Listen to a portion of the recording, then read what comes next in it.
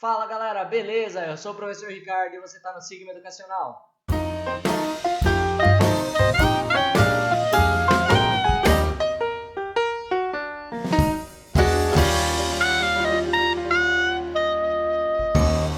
Vamos começar a nossa série de aulas de PG, Progressão Geométrica. Primeira coisa que a gente vai ver é o que é uma progressão geométrica. A gente vê que eu tenho uma sequência de números e eles têm uma lógica entre eles. Na PA, essa lógica é sempre soma o mesmo valor. Na PG, eu sempre multiplico pelo mesmo valor. Então aqui eu tenho 3, certo? 3 é o primeiro termo. 6 é 3 vezes 2. 12 é 6 vezes 2. 24, 12 vezes 2. O próximo seria 48 e por aí em diante. Então eu vejo o seguinte, ó, eu tenho 3, 3 vezes 2, 3 vezes 2 vezes 2, 3 vezes 2 vezes 2 vezes 2 e assim vai. Ou 3 vezes 2, 3 vezes 2 ao quadrado, 3 vezes 2 ao cubo. O próximo seria 3 vezes 2 à quarta. Então isso aqui é uma progressão geométrica. E aí na progressão a gente tem que saber qual é a razão, ou seja, por qual número que eu estou multiplicando. Como é que eu faço para descobrir a razão? Eu pego um termo qualquer e divido pelo anterior. Então aqui, se eu pegar o 6 e dividir por 3, deu 2. Ou pego 12 e divide pelo 6, vai dar 2. 24 por 12 dá 2. Genericamente, a n dividido por a n menos 1. Lembrando que n é a posição, então n menos 1 é sempre o termo anterior.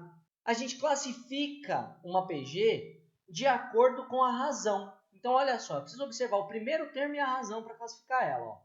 Ela é estritamente crescente quando o primeiro termo é positivo e a razão é positiva, ou seja, aqui é positivo. Se a razão também é positiva, esse número vai sempre crescer.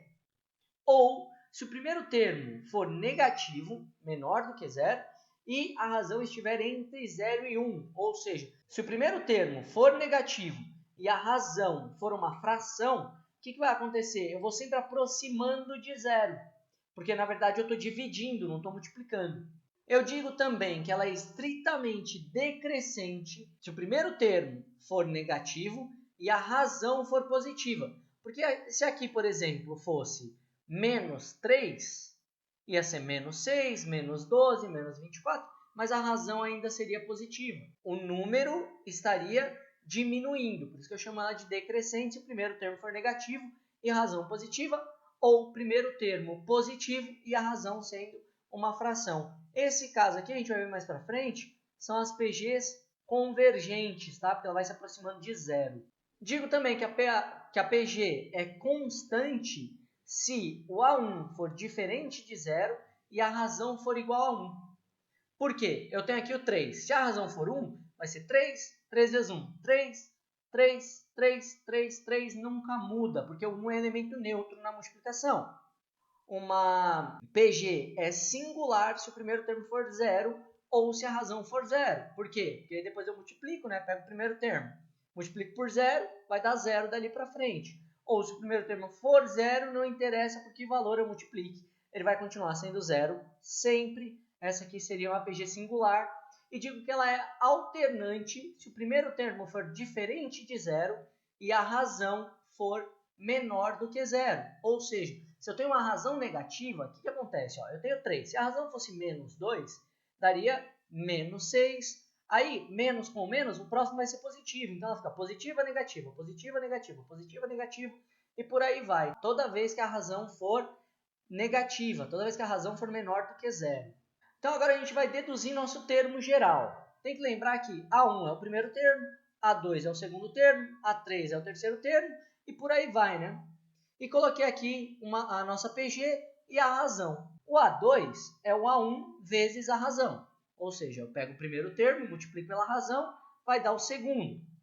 O terceiro termo é o segundo vezes a razão, ou o primeiro vezes a razão novamente, ou o primeiro vezes a razão elevada ao quadrado. Pode ver, ó, aqui era 2, aqui ficou 1. Aqui era 3, aqui ficou 2. Então, se eu quiser o quarto termo, vai ser A1 vezes Q ao cubo. Quando eu percebo essa regra, eu chego aqui, ó, no termo geral, ou seja, um AN qualquer, lembrando que N é a posição e a N é o termo, vai ser o primeiro termo vezes a razão elevada a N menos 1. Eu sempre tiro 1 do número de termos, pronto. Ou, mais genérico ainda, se eu quiser não tenho o primeiro, mas eu tenho um termo qualquer, eu faço o mesmo processo, só que aqui ao invés de subtrair 1, eu subtraio o número que vier aqui embaixo. Pronto, aprendemos o termo geral. Agora vamos para um exemplo. Tem aqui uma questão do Mackenzie. Numa progressão geométrica de termos positivos, cada termo é igual à soma dos dois termos seguintes. Então a razão da progressão vale. Ele quer que a gente descubra a razão. Vamos ver como é que faz. Ó. Se ele fala para mim que um termo é igual à soma dos dois seguintes, eu posso colocar assim, então. A1 é igual a A2 mais o A3. Tá, mas o que é o A2? A1 igual. O que é o A2?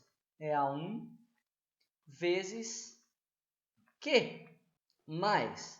O A3 vai ser A1 vezes Q quadrado. O que eu faço aqui? Eu divido tudo pelo A1. 1 igual a Q mais Q quadrado. Isso aqui virou uma equação de segundo grau. Q ao quadrado mais Q menos 1 igual a 0. Vai lá, delta igual B ao quadrado menos 4 vezes A vezes C. Delta igual, aqui vai ficar 1 ao quadrado, menos com menos dá mais, vai dar 1 mais 4, 5. X, ou Q nesse caso, né, é igual a menos B, menos 1, mais ou menos a raiz de 5 dividido por 2. Né? Ó, a gente tem aqui, ó, né? Eu tenho duas opções. Só que como ele fala que os termos são todos positivos, a negativa eu não uso, né? Então só vou ter uma possibilidade, porque senão aqui é menos aqui, ela daria uma PG alternante. Então, como ele diz que não é alternante, né? Ele fala que todos os termos são positivos, eu desconsidero a raiz negativa. Eu vou ter x igual a raiz de 5 menos 1 dividido por 2. Então, raiz de 5 menos 1 dividido por 2, a alternativa correta é a E. Então, aqui a gente viu mais ou menos como é que a gente utiliza essa ideia de progressão geométrica. Se você gostou do vídeo, aproveita, se inscreve no canal, clica no sininho para não perder os próximos. E se ficar com alguma dúvida, pode mandar para a gente, que a gente responde depois, beleza? Valeu!